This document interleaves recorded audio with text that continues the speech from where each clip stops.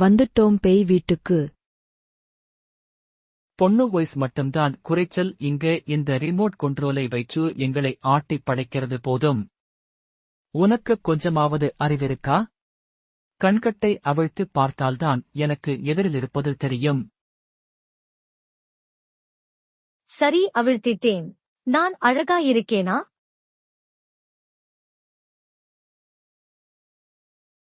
வாயில ஏதாவது வந்துடப் போகுது. பொறு. இந்த இடம், இந்த பங்களா எல்லாம் பரிச்சயமா இருக்கே. ஏண்டா இங்க என்னை கூட்டிட்டு வந்தே? நீ யாரை வெறுக்கிறியோ அந்த உன்னோட அம்மா இறந்து போய் ஆவியாக சுத்துறாங்க இந்த பங்களாவில். யாரது தோட்டத்துக்குள்ள மறைஞ்சு நிற்கிறது? மரியாதையா வெளிய வந்துடுங்க. தோட்டக்காரன் வந்துட்டான் போலிருக்கு. ஆனந்த், நல்லா கேட்டுக்க.